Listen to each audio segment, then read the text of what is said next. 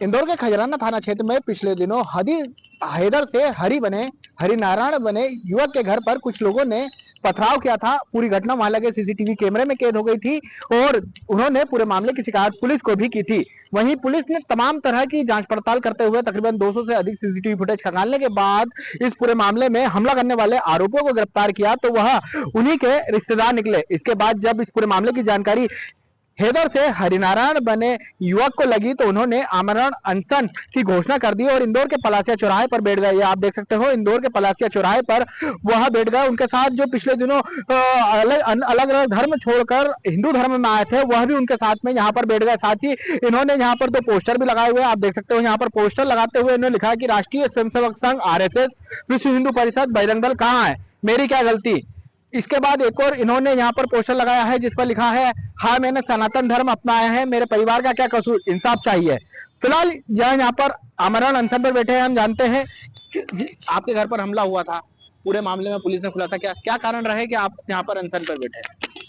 देखिए, घर वापसी जब मेरी हुई थी 27 अप्रैल को, उसके बाद भी घर फोड़ दिया गया मेरा। उसके बाद भी मेरे कुछ लोगों को चिन्हित करा था और मैंने कहा था कि ये लोग हैं, हो सकते हैं, लेकिन कार्रवाई नहीं हो पाई। और अभी इस बार भी जो हुआ है ये, इसमें कुछ और लोग भी जो कैमरे में है जिनको चिन्हित करा है, जो मुसलमान हैं, वो लोगों पर कार्रवाई क्यों नहीं हो रही है। और वो जो महिला है जो दिख रही है उस फुटेज के अंदर, जो कह रही है मेरी रिश्तेदार है, तो वो मेरी कोई रिश्तेदार नहीं है, वो मेरी कोई रिश्तेदार नहीं है। ये सिर्फ मनगढ़ंत कहानी है जो पुलिस को गुमराह किया जा रहा है। वास्तविकता की जब पता चलेगी, जब इसकी निष्पक्ष जांच होगी, मैंने जिनको चिन्हित करा और कैमरे में जो अन्य लोग भी हैं, जब उनको पकड़ा जाएगा तो ये इसकी निष्पक्ष सामने वास्तविकता आएगी। ये कोई रिश्तेदार नहीं है। लेकिन पुलिस का इस पूरे मामले में कहना है कि जिन लोगों ने हमला करा था उनको गिरफ्तार करा। साथ ही जिस महिला के बारे में जिक्र कर रहे हो आप, वो आपकी ही रिश्तेदार बताई जा रही पुलिस के द्वारा। उसके अलावा जो लोग वहाँ खड़े हुए हैं जिनकी आप लोग बात कर रहे हो, वो आड़ पड़ोसी बताए जा रहे हैं। नहीं, यह आपराधिक प्रवृत्ति के लोग हैं। एक जो व्यक्ति है जो उसमें चिन्हित हुआ है, 3 लोग जो उधर से आए थे और ये लोग भी उधर गए थे, वो जो चिन्हित हुए हैं, जब इस योजना से वो खड़े थे कि वो जो महिला है, वो जो चिन्हित हो रही है, वो अंदर, घर के अंदर कूद के कपड़े फाड़ लेगी। और वहां के बाहर के जितने लोग थे जो हथियार भी थे उनके हाथ में, वो अंदर आके और घर के अंदर मेरे तोड़फोड़ करके अंदर घुस जाते और हत्या करने के पूरी प्रयास।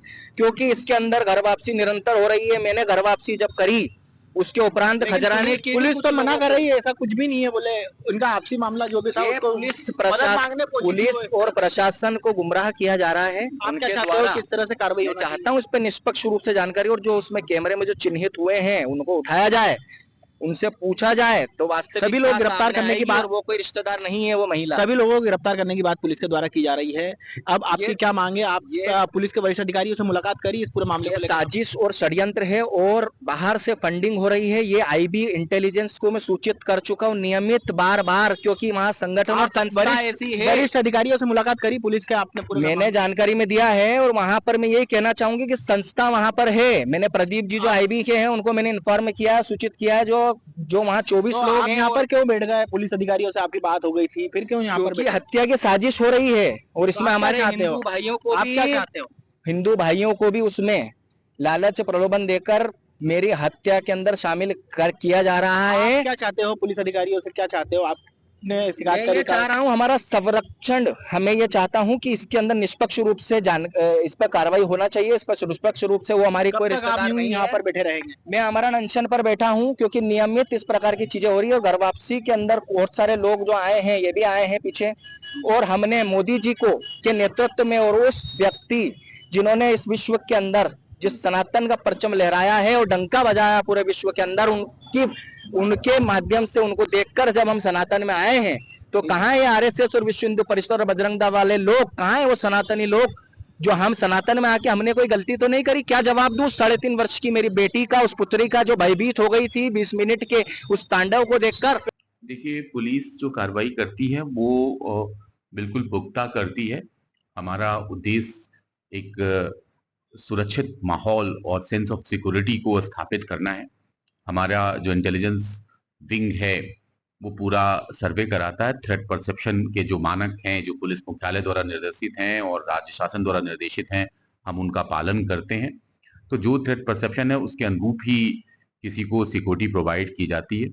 लगातार हम इस थ्रेट परसेप्शन को, जो हमारे मानक हैं, जो हमारे दिए गए निर्देश हैं, उनका पालन करते हुए हम सर्वे करवा रहे हैं। अभी एज सच कोई थ्रेट परसेप्शन में किसी भी तरीके का कोई पत्र इंटेलिजेंस से नहीं आया है, लेकिन फिर भी हम अपनी तरफ से अलर्ट हैं और सीपी साहब के बाकायदा निर्देश हैं कि इनको अपने सर्विलांस में रखें, सुरक्षा को देखें और जो भी अगर नियमता चीजें होंगी तो निश्चित तौर पे वो प्रोवाइड की जाएंगी। धरना प्रदर्शन करना उनका लोकतांत्रिक अधिकार है, वो उसको कर रहे हैं। लेकिन हमारा जो काम है वो अ, मध्य प्रदेश शासन और पीएचक्यू के निर्देश के अनुरूप होता है।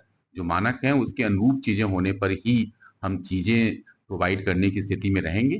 तो थ्रेट परसेप्शन एज सच किसी भी तरीके का नहीं है, लेकिन हम फिर भी सर्विलांस में रखे हुए हैं। सर, जिस तरह से तोड़फोड़ की बात क्षेत्र में सामने आई थी और पुलिस ने कार्रवाई करते हुए उसके ही रिश्तेदारों को गिरफ्तार किया, पकड़ा, तो उसको लेकर वो सवाल खड़े कर रहे हैं। देखिए, सवाल खड़ा करना ये उनका अपना मुद्दा है।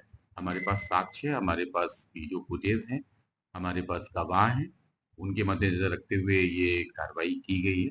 हमारा जो भी काम है कानून के दायरे में होता है, कानून से हटकर हम कोई काम नहीं